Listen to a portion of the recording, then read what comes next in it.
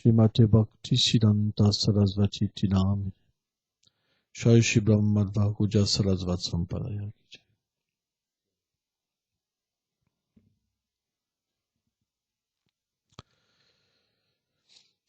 Ce verset établit d'une façon irrévocable que rien n'est séparé de Krishna.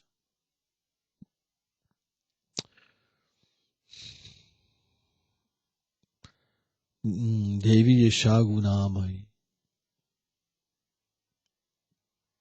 C'est simplement l'influence matérielle qui nous empêche de voir que tout est relié au Seigneur suprême.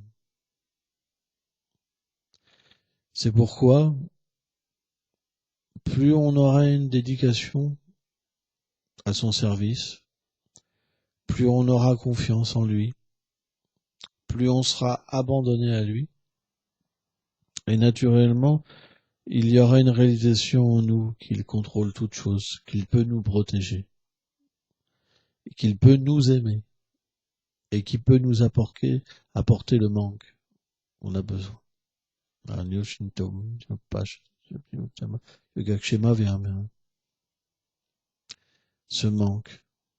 Ce manque qu'on a tous, cette souffrance qu'on expérimente.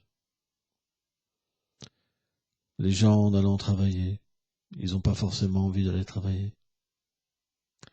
Les gens en faisant ci, en faisant ça. Dans ce monde, quelque part, on fait très peu de choses qu'on a envie de faire et beaucoup de choses qu'on n'a pas envie de faire. C'est une réalité quand même. Donc ce manque, c'est quelque chose qu'on ne peut pas éviter dans ce monde. Cette frustration. Parce que dans le royaume de l'amour, dans le royaume de Krishna, on fait simplement ce qui est parfait pour nous et ce qui nous épanouit à chaque instant. C'est ça la différence. Alors que dans ce monde, c'est l'inverse. Finalement, la mort va venir. Tout va disparaître.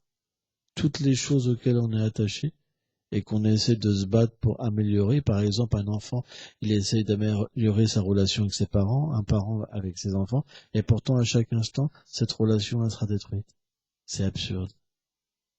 C'est un monde d'absurdité totale. Et les gens pensent que c'est le but de l'existence. Mon devoir. J'ai un devoir. J'ai pas le droit. Vous comprenez? Pourtant, si on regarde bien, la nature de l'âme, elle est éternelle. Cette âme qu'on est, véritablement, elle ne change pas. Et cette relation avec Dieu, elle ne peut pas changer. Simplement, elle doit réapparaître. Dieu a un changement de cœur. Notre cœur doit changer. Et naturellement, si on veut rétablir cette relation, et qu'on est vraiment sincère, et que notre but, il est vraiment cette relation, c'est notre devoir principal, puisqu'il est éternel, les autres sont secondaires, alors naturellement, cette relation pourra se manifester de nouveau en nous. Sans ça, c'est pas possible. Je vois souvent, moi, des dévots, ils travaillent tellement dur pour le devoir secondaire, quitte même à délaisser leur chant des saints noms. Mais qu'est-ce qu'ils obtiennent? Juste la souffrance et l'isolement. Parce que quand on délaisse le chant des saints noms, naturellement on devient isolé. Parce qu'on agit d'une manière indépendante. Parce que ce n'est pas les instructions de Krishna.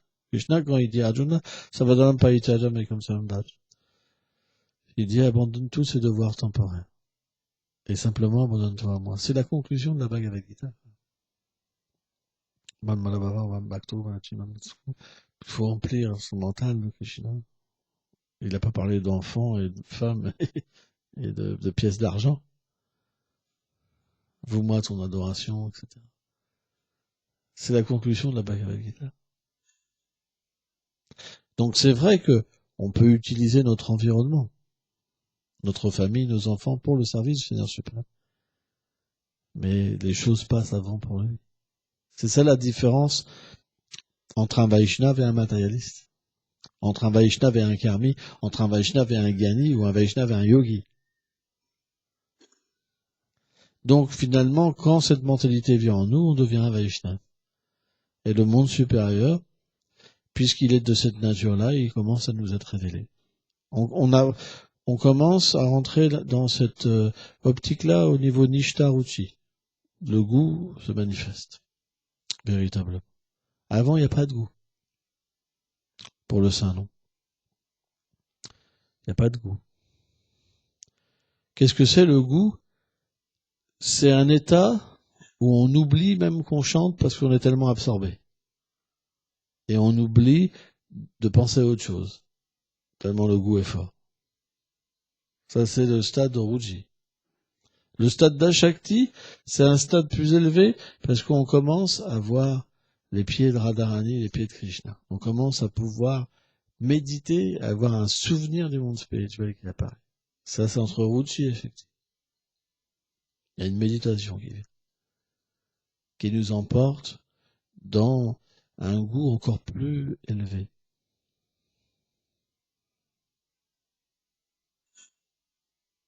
À partir de là, qu'est-ce qui se passe?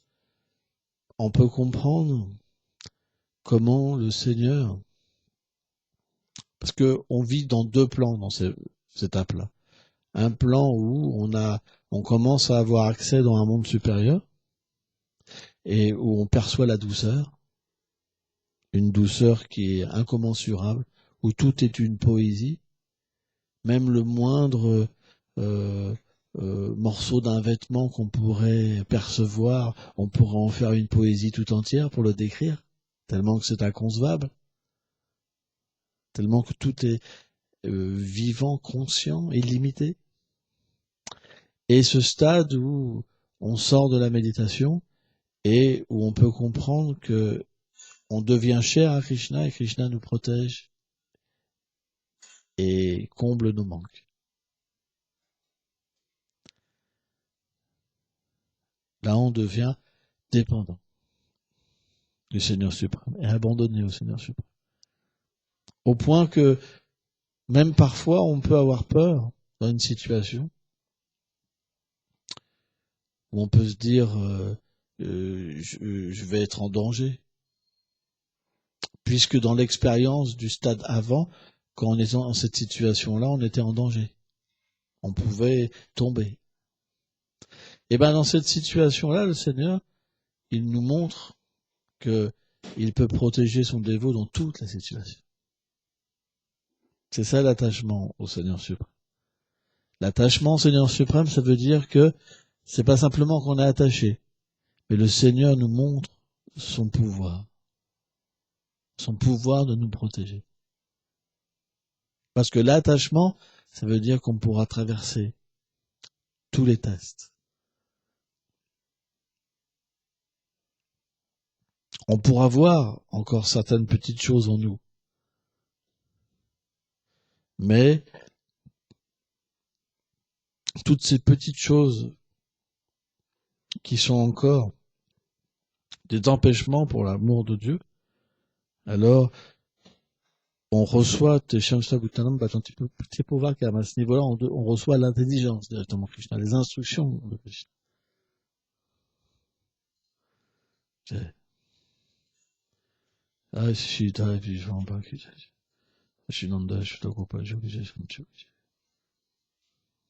Et là, naturellement, en appliquant, on progresse.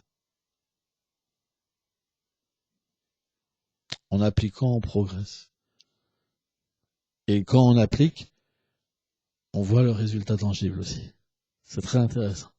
Avant, dans les stades inférieurs de la bhakti, quand on étudiait, par exemple, on se disait fais ci, fais ça, fais ci, fais ça, on ne pouvait pas apercevoir l'effet immédiat. Parce qu'on ne pouvait pas avoir un contact direct avec le Seigneur quelque part. C'est une certaine... Le Seigneur est encore un peu loin. Mais il y a quand même une présence, une douceur qui est là, une intimité qui est là. Mais c'est pas la plus grande intimité. Hein. Mais avant, on ne pouvait pas comprendre que c'était la vérité, mais là, on commence à percevoir. Ça veut dire que l'aide, il est physique.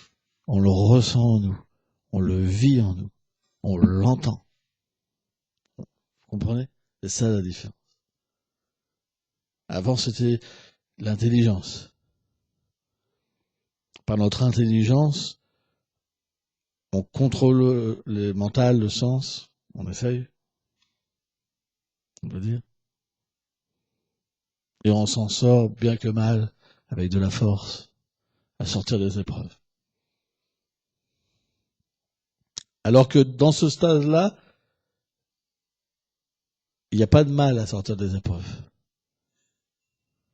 Il y a une peur qui peut encore être là, mais elle est dissipée. Et ça devient facile. Parce qu'il est là. Rishikesh. Il est dans l'essence du dévot. Krishna se manifeste dans le cœur comme le protecteur de son dévot. Et il lui fait voir, je suis là. Je te protège. Je suis là. Krishna fait ça, toutes ces choses-là, pour que son dévot puisse s'attacher à lui. Vous vous rendez compte? Une telle miséricorde. C'est quelque chose qui est inconcevable. Une telle miséricorde est donnée. Le Seigneur va montrer une chose qui est mauvaise. Il peut nous mettre en contact de quelque chose qui pourrait nous faire tomber et il nous protège complètement. Il est vainqueur. Il est vainqueur. Vous vous rendez compte? C'est comme ça que Krishna fait voir à son dévot à quel point il aime. Ça, c'est une preuve d'amour. Ça, c'est une preuve d'amour. Le dévot, il a souffert. Il avait la concupiscence. Il avait la souffrance, la colère en lui. Il a résisté pour son Seigneur. Et là, à ce niveau-là, le Seigneur commence à se donner, à réciproquer.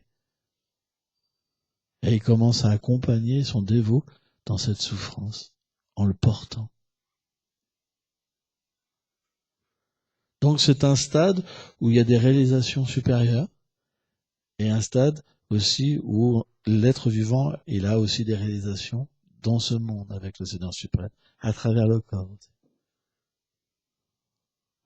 Et naturellement, qu'est-ce qui se passe? Puisqu'il y a cette réalisation-là, alors il commence à avoir le détachement du corps et la réalisation de l'âme petit à petit. La Shakti. C'est pour ça que on considère qu'à ce niveau-là, il y a la pure dévotion. Quoi. Il y a des symptômes de la pure dévotion, Shuddha Bhakti, des symptômes. Mais ils ne sont pas encore complètement manifestés.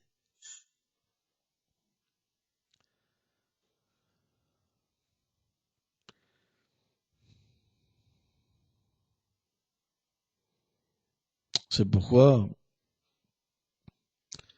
à ce niveau d'existence, le dévot, il peut pas vivre sans Dieu, c'est pas possible. Parce que c'est une réalité. Enfin, mais il n'est pas encore complètement enivré par la douceur de Krishna. C'est un stade intermédiaire. Il y a encore quand même une présence de Gyan encore un petit peu. D'opulence. Vous comprenez? Parce qu'il a besoin encore, parce qu'il n'est pas encore complètement délivré. Il a besoin de prendre refuge encore en Dieu, etc. Alors que le stade de Bhav Bhakti, c'est un stade de douceur.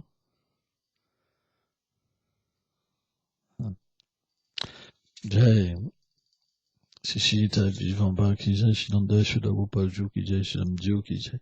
Parce qu'au stade de Bhav, alors, il n'y a plus aucun influence de Bouddha. Mais au stade inférieur, il reste quand même un petit quelque chose. Mais il y a l'expérience. L'expérience, c'est comme parfois des nuages qui s'écartent et on voit le soleil. Et les nuages se referment. Donc il y a différents niveaux, en fait, d'expérience et différents niveaux de nuages aussi. Donc tout ça, c'est une évolution vers la perfection et l'amour de Dieu. Voilà, je voulais pas faire Une question. Ah ouais, parce que ce matin, je n'étais pas trop inspiré. Donc.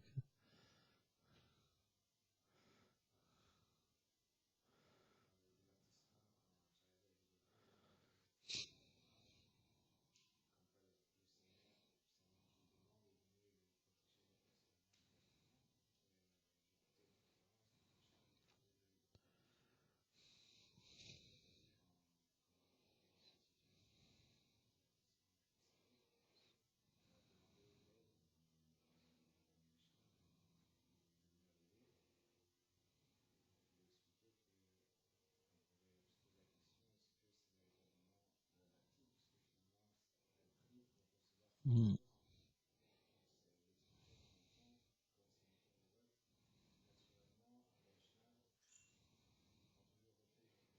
Hmm.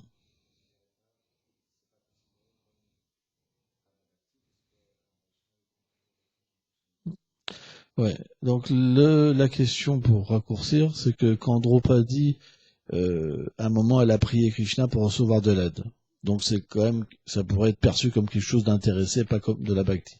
Et moi je te dirais, Baba, il faut bien des relations.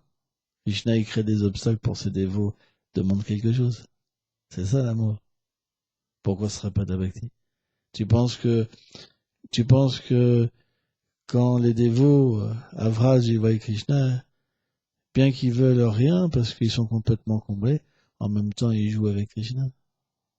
L'amour, ça veut dire aussi qu'on demande, parce qu'on a envie aussi que l'être aimé, l'amour spontané, c'est très élevé. Radharani, parfois, elle refuse que Krishna la touche, la voie. Pourtant, elle désire, mais elle ressent ce sentiment spontanément, sans même le réfléchir, parce que ça augmente l'amour de Krishna. Donc ces dévots-là, ils augmentent l'amour de Krishna. Ils n'ont pas de désir. Mais simplement, quand la situation vient, ils pensent à Krishna. Ils ne veulent pas être touchés par quelque chose d'autre que Krishna. Ils ne veulent pas dépendre d'autre chose que Krishna. Il y a une détresse. Krishna, je t'appartiens. Tu peux pas, viens me sauver, c'est normal.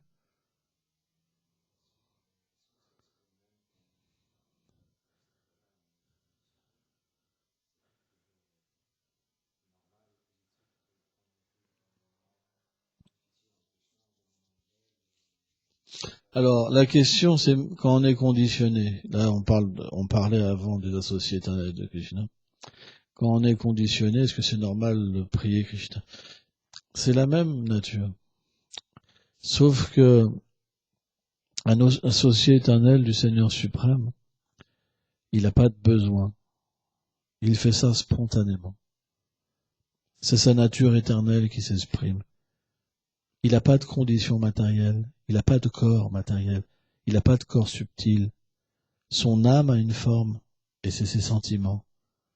Il peut pas tomber, il peut pas faire de faute. Tout ce qu'il fait, c'est parfait. C'est pas parce que nous, on est imparfait, qu'on doit juger Draupadi avec nos imperfections en se disant il doit avoir un problème parce que nous quand on fait ça il y a un problème parce qu'on peut pas comprendre cette position là. Quoi que fasse un Premi Bhakta, c'est simplement son sentiment d'amour vers Krishna qui se manifeste. Or, à l'état conditionné, bien sûr, c'est pas comme ça. On a euh, des désirs matériels. Mais le fait de prendre refuge en Krishna, alors le Seigneur est naturellement, si notre désir, il est de devenir un jour un pur dévot et de pouvoir lui appartenir, alors bien sûr, c'est pas une mauvaise chose. Tu vas t'adresser à qui si tu as besoin d'aide? À toi? Tu peux pas puisque tu as besoin d'aide. À une âme ordinaire? On peut pas puisqu'on a besoin d'aide. Donc notre prière, elle ira naturellement à un pur dévot ou à Krishna. C'est normal. Si tu demandes de l'aide d'une crapule, tu auras la récompense que la crapule pourra te donner. Mais si tu demandes l'aide d'un pur dévot, alors l'amour de Dieu verra un jour dans ton cœur. Quand on demande de l'aide à Krishna, Krishna nous donnera l'aide pour qu'on obtienne son amour, pas pour qu'on devienne un brigand. Si tu demandes de l'aide à un brigand, si tu as des problèmes financiers, il va te dire, je peux t'apprendre à dealer de la drogue. Comme ça, tu pourras résoudre tes problèmes financiers. Et lui, le pur dévot, il te permettra de comprendre la tolérance, etc., etc., et pouvoir progresser. Et voir que ce manque d'argent, c'est simplement dû à tes activités passées. Tu dois le tolérer. Que c'est une bonne chose, parce que si t'avais de l'argent, comme dans la vie passée, tu ferais n'importe quoi, donc Krishna t'a enlevé l'argent. C'est pas possible que dans cette vie que t'as de l'argent. Parce que si t'en as, tu vas oublier le Seigneur. Voilà ce qu'un pur dévot peut t'apprendre. Mais une crapule, lui, il te dira, je vais te donner un plan pour gagner de l'argent. Et tu feras des activités qui sont mauvaises. Donc c'est normal de prendre refuge dans le Seigneur suprême. Parce qu'on prend refuge de quelque chose qui commence à nous ressembler. Plus notre conception de Dieu est élevée, plus on prend refuge dans une conception du Seigneur véritable, tel qu'il est. Plus notre conscience est atrophiée et impure, et plus on prend refuge d'un Dieu lointain, comme quelqu'un qui comble les désirs. Mais un bhakta, lui, c'est pas pour combler les désirs. Nadalam Najanam Sundarim, c'est pour, il prie, je veux plus toutes ces choses-là. Je veux plus ces femmes, ces planètes édéniques, ces richesses. Je veux simplement ton pur service de dévotion. Voilà ce qu'une personne consciente de Krishna prie. Et ça, c'est normal. Mahaprabhu lui-même a exprimé ses sentiments pour nous montrer la voie. La voie, ça veut dire aussi appeler. Mahaprabhu lui-même, il appelait et pleurait. C'est normal. C'est normal. Par exemple, Aristasura, quand il est venu à Vraj, tout le monde a pris refuge de Gopal. Gopal vient nous protéger. C'est pas une personne de Vraj, c'est tous les habitants de Vraj qu'on peut, et les vaches aussi, tous, les animaux, tous.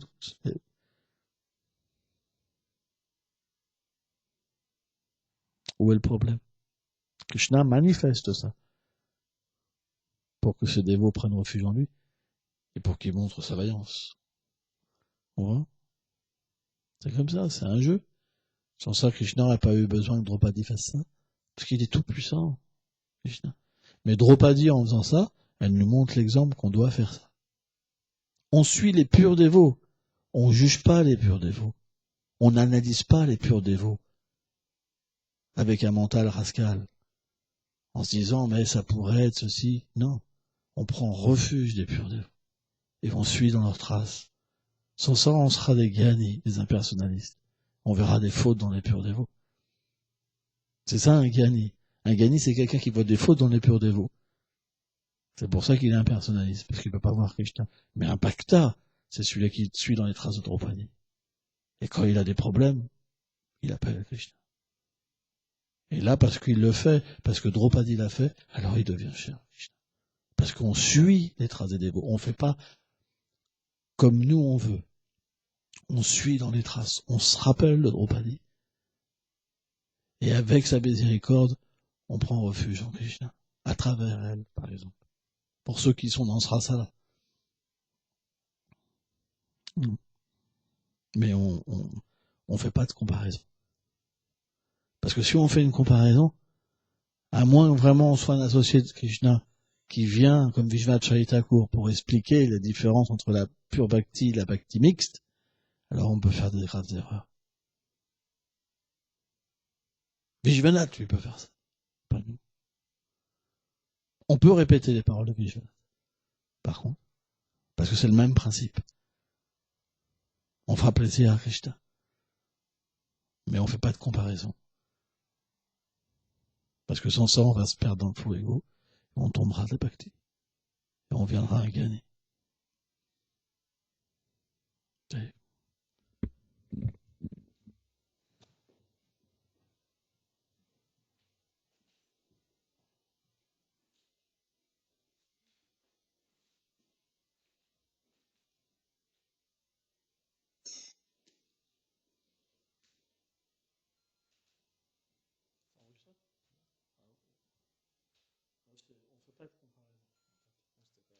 Non, non, mais j'explique ce que